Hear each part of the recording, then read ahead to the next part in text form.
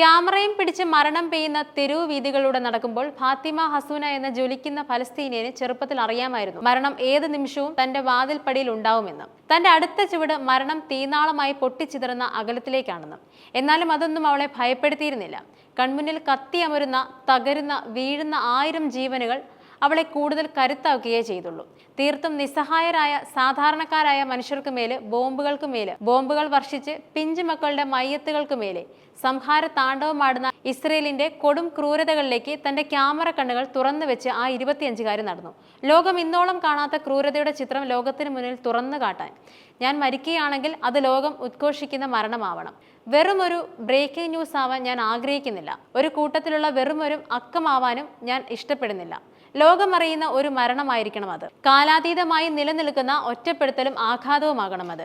കാലത്തിനോ ദേശത്തിനോ മറക്കാനാകാത്തത്രയും കരുത്തുറ്റ ചിത്രമാകണം അത്. ഒരിക്കൽ ഫാത്തിമ സോഷ്യൽ മീഡിയയിൽ കുറിച്ച വാക്കുകളായിരുന്നു അത്. ഒടുവിൽ കണ്ണടച്ചിരിക്കുന്ന ലോകത്തിനെ കണ്ണു തുറപ്പിക്കാനായ കരുത്തുറ്റ ഫ്ലാഷ് ലൈറ്റ് പോലെ മരണം ഫാത്തിമ ഹസൂനയെയും തേടിയെത്തി.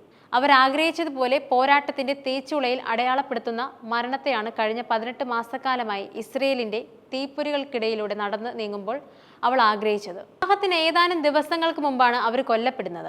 വടക്കൻ ഗാസയിലെ തന്റെ വീടിന് നേരെ ഉണ്ടായ വ്യോമാക്രമണത്തിൽ ഗർഭിണിയായ സഹോദരി ഉൾപ്പെടെ കുടുംബത്തിലെ 10 അംഗങ്ങളാണ് ആ ആക്രമണത്തിൽ കൊല്ലപ്പെട്ടത്. ഹമാസ് പോരാളിയെ ലക്ഷ്യമിട്ടാണ് ആക്രമണം നടത്തിയതെന്നാണ് പതിവ് പോലെ ഈ കൊടും ക്രൂരതയെയും ഇസ്രയേലികൾ ന്യായീകരിക്കുന്നത്.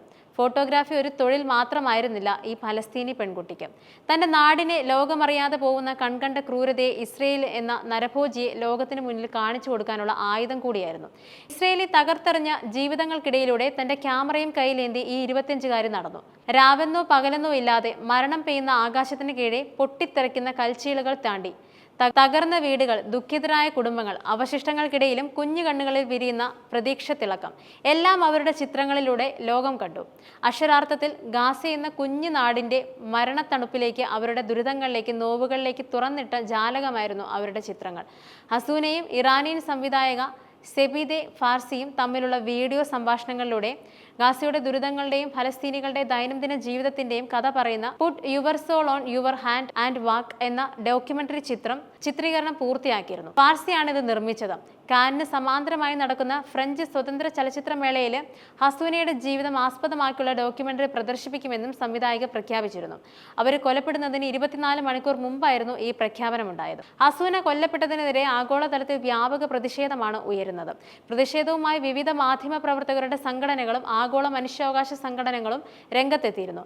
മാധ്യമ പ്രവർത്തകർ മൗനം വെടിയണമെന്നാണ് യുഎസിലെ council on American Islamic relations അന്താരാഷ്ട്ര മാധ്യമങ്ങളോട് ആവശ്യപ്പെട്ടത്.